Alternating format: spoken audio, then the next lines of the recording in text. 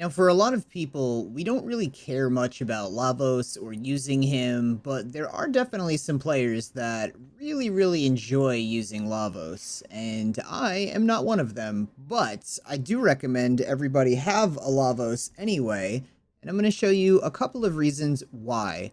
So first off, we're going to go upgrade him, and I'm going to prove a point here, because I made a short, and nobody really seemed to, or not nobody, but a few people were kind of like, "Oh, that's because you have all these mods on here and everything." Let me actually go over my mods really quick with you guys. So we have the prime sure footed is because I just don't like getting knocked back. You don't need this at all. And then adaptation and arcane grace and guardian and all the so like all this stuff, the vitality, steel fiber. The whole purpose of this is really just because when I'm piloting a railjack, which is what we're going to use this for, and I'm going to show you why this is great without mod. You don't even need mods. But when I'm piloting a railjack, sometimes the enemies will break on the ship and they'll start shooting me, and I don't really want to be bothered by that. So I'm just going to keep about my business with all this extra stuff, but that doesn't happen super often. If you have a good team, you don't have to worry about it. If you're soloing it and you're paying attention to the ships that are, you know, like breaking enemies onto your ship, it's not really something you have to worry about. And then the other two things, just speed drift and lightning dash, because I just want some mobility. I think that's the best part of the game. So we're going to go with a 0 modded Lavos here, and I'm going to show you really the purpose, one purpose as to why we want a Lavos, and you guys will be able to see like, oh, that's actually pretty cool how that works. What I'm going to show you also works with Hildren, but in a little bit different of a way. I believe with Hildren, it's more so about her shield is where you're getting the ability to like reuse your what are they called? The abilities, the piloting, the things here. The Seeker Volley is the big deal. You want a Seeker Volley on this. So, I'm going to be piloting this ship here. And I'm going to show you exactly, at the bottom right of the screen, all the way on the right, that's the Seeker Volley. That is my tactical B, or whatever. But, I'm going to use Seeker Volley. And we can see now, it's on a cooldown. It is coming back. And it doesn't take very long. And look at my energy. I don't have any. I have 0 energy. And I'm basically just going to be able to get through this mission now, just Seeker volleying all these enemy ships, which is great. So you guys can kind of see yourselves how this works in real time. The cooldown's really not bad at all, to be honest. And if you have other people that also have Lavos and they're gunning, they can use this too, either Lavos or Hildren. But you guys can kind of see just straight up how it just really works, and it's really nice. Now, of course, I could be shooting enemies to try to save some time and everything, but for the most part, just spamming the living bejesus out of Seeker Volley is all you really need to do when you're out here.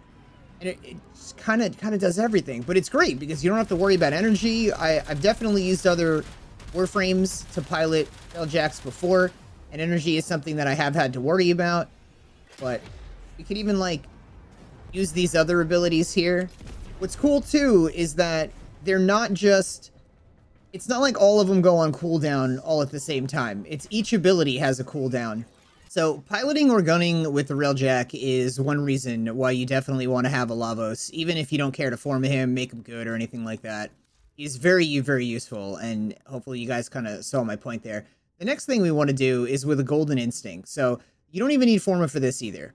I'd say the important things here are, I believe, Swift Bite. So, this basically reduces ability cooldowns by 4 seconds when at least 4 enemies are hit.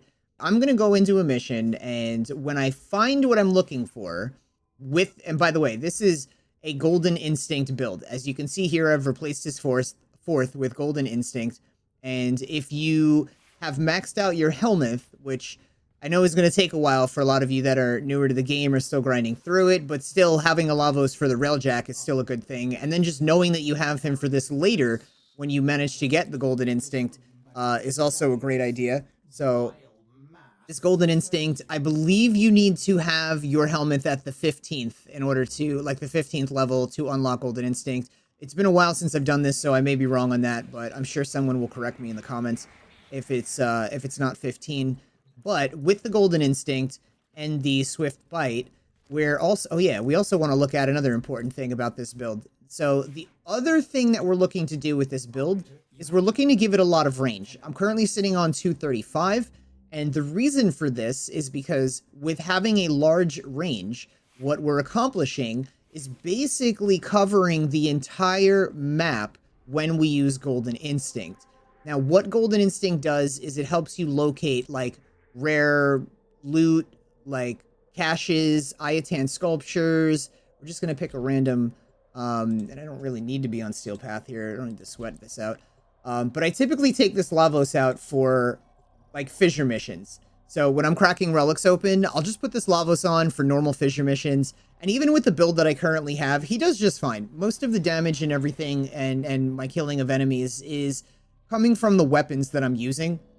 So this might not work immediately, but I'm going to use the fourth. And you see in the bottom right, it says area is barren. So I know with my range, I'm covering the entirety of this map. So I don't really have to worry about, like, oh, maybe I'm not close enough. So the whole plan here is to basically just keep going into missions. If all you're doing is looking for Ayatan treasures, one of the methods that you could do is you could have 4 people, let's say in a clan, in a Discord, or whatever. Just 4 friends in a party chat, and each of you are on solo, or invite only, or whatever. And you keep going into missions, and you keep just using his 4th ability until one of you finds that it says area is not barren. And once that happens, and you find one where it says area is not barren, everybody backs down and then joins the person that's in the area that in the area where you've actually located something. So you're joining the friend that has actually located the thing that you're looking for. And that's kind of a quick way to, like, farm Ayatan treasures. Now, I typically don't do that because I don't need them anymore, but if you're newer to the game, Endo is fantastic. So it's definitely a good way for a bunch of people to get together and just try to grind out Endo faster than normal. And here we go, we got something. So we're in here. I'm just gonna follow this. It doesn't go very far, but ideally what I want to do is I kind of just gonna go through the mission a little bit. I'm gonna make some progress. I'm probably gonna capture this target.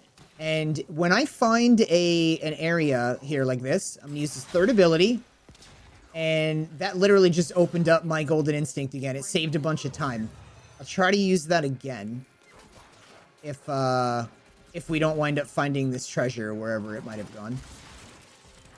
And actually, that was the treasure. So that was one of the things it spotted. I don't know if this is going to go off again, if there's also an Ayatan in this mission, but we'll find out again in a little bit. Let me get this target. And once we capture him, I'm going to use my 4th ability to see if the area is still barren. Maybe there's a... Yeah, area is barren. So there's no actual Ayatan treasure here. But that's one thing you can do. So I got a Mantis ship part.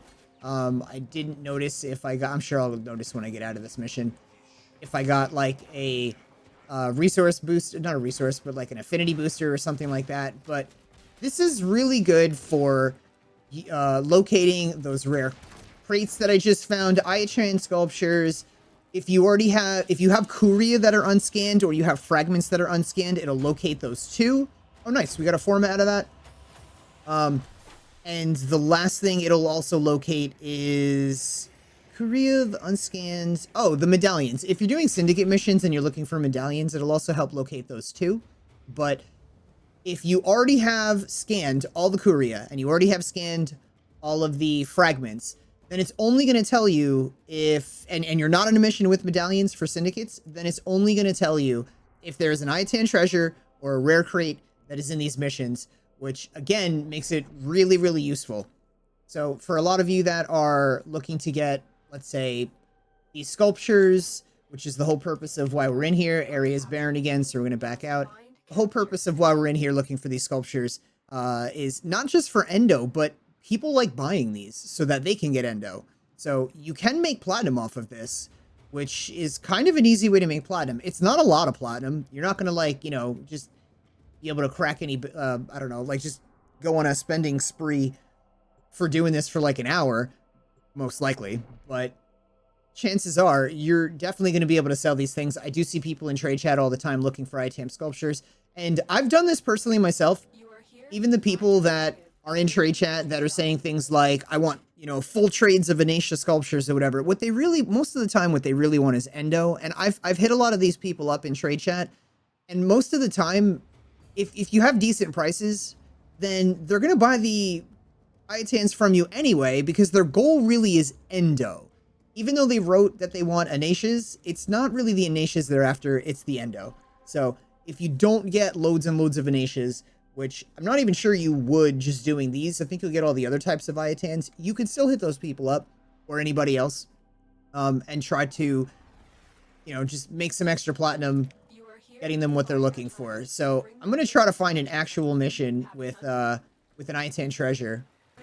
And we got Golden Instinct to go off again. So I'm going to show you guys, I'm going to look for a bunch of enemies, and I'm going to show you how this Golden Instinct paired with the third ability will actually reduce the cooldown on the Golden Instinct. So I'm going to run to this target. I'm just going to get him out of the way.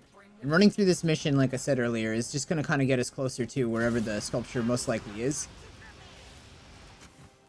So we're going to capture him.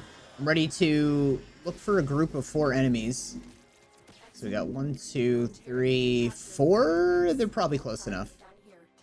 Probably. Alright. So I'm going to use this. Notice what direction it goes in, which is going that way. And now here. Third ability. And the cooldown went from 12 to 7 seconds. As you hopefully noticed. So we're going to now just keep running this way looking for this. And the... Wow. Where is it having me go? So the whole process... Alright. Of getting in and out of these missions to try to find where we're supposed to go. I mean, to try to locate an Iotan sculpture where the Golden Instinct actually went off. Took maybe like 4 minutes, but if you have... Because I kept joining missions and leaving them. But if you have like a bunch of other people in your squad, and you're all kind of doing this together, then you're most likely going to be saving yourselves a lot of time there. So I totally do recommend that. Get in here just in case it winds up being in there. And I should be using my third ability a little bit more often than I am. I tend to get forgetful sometimes. Not even sure that actually did anything there. But now that we're in here, I'm just going to wild guess. I'm going to go up here and see if it has me go back up or down. Alright, yeah, it has me go back down. And we're going this way. So I'm really just kind of following the little light, which doesn't really go very far, and I don't think there's really much you can do about that. But there's also another trick. This is for more like, I guess, advanced, like those of you that have gotten further through the game, become more advanced with everything. When I kind of locate the approximate where this sculpture is, there's another thing you can do to help you try to locate it, and it seems like it's probably in here. So here's what I'm gonna do. This is the more advanced thing. There is this that we can use. The air support charges.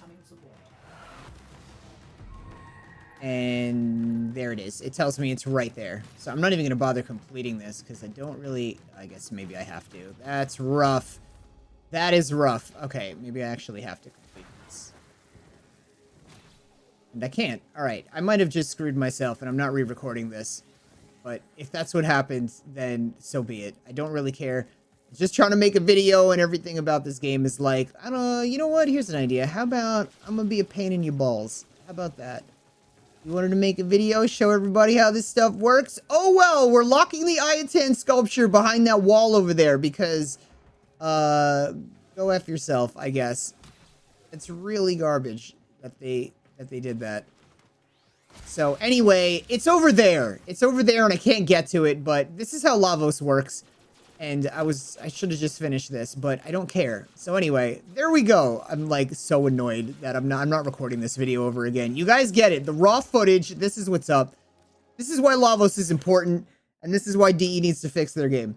So, love you guys. Thank you for watching. Any of you that are interested in becoming a Patreon, whether you're new or old to the game, we do coaching sessions. There's a lot of videos that I upload once a week. A lot of videos on the Patreon I upload once a week. And they're all geared towards helping you get, like, really good at making platinum in this game. You see that platinum up there in the top right corner? See what that says? Yeah, none of it's bought. So, A lot of people have gotten really good at making platinum. In fact, all my Patreons that care have gotten really good at it. So if you want to support in any way possible, that's the best way. And either way, love your faces. Thank you for watching. I will see you guys in the next one.